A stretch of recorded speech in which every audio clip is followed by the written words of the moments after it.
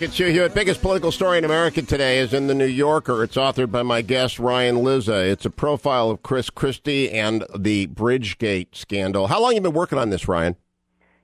On and off since early January. All right. Now, here's the key quote in your whole story.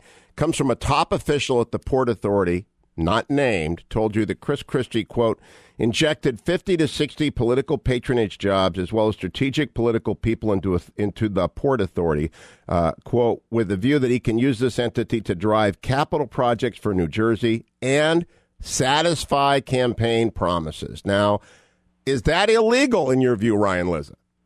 There is some. Let me tell you specifically what he's talking about here, because this is a little complicated, but it gets to the root of why this Bridgegate scandal even is an issue for him. The Port Authority is like it's got a budget the size of that's bigger than 26 states. If it were a state, that's where its budget would rank, around 26.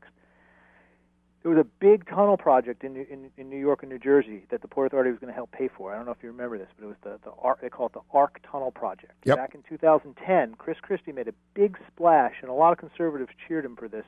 He canceled that project because he said he couldn't be sure that it wasn't going to cost more than everyone said it was going to cost. A lot of conservatives, remember, that was a time when the Obama stimulus program was very unpopular, right?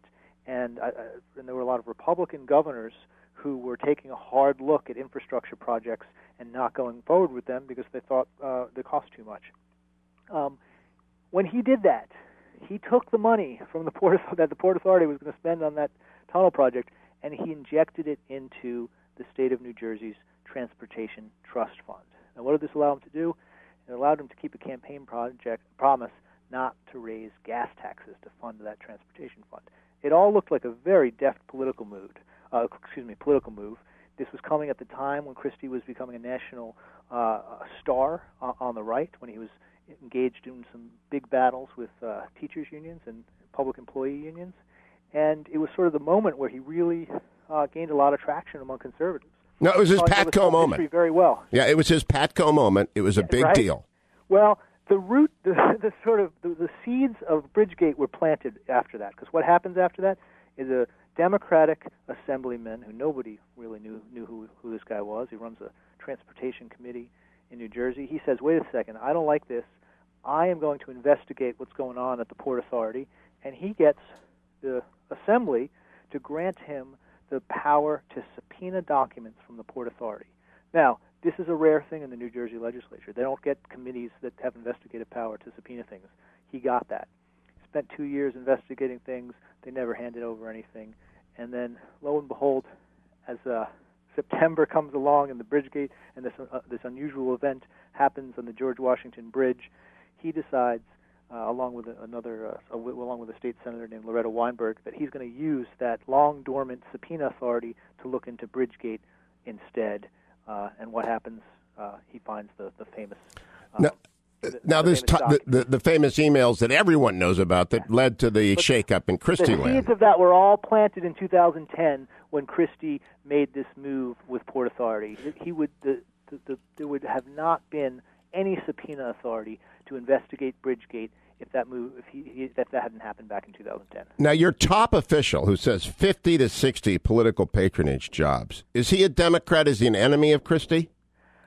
Well, let me say this back. I don't want to say anything else. I don't want to identify him in any way that I haven't in the piece, because that was done carefully. I will say this: that fact is not a.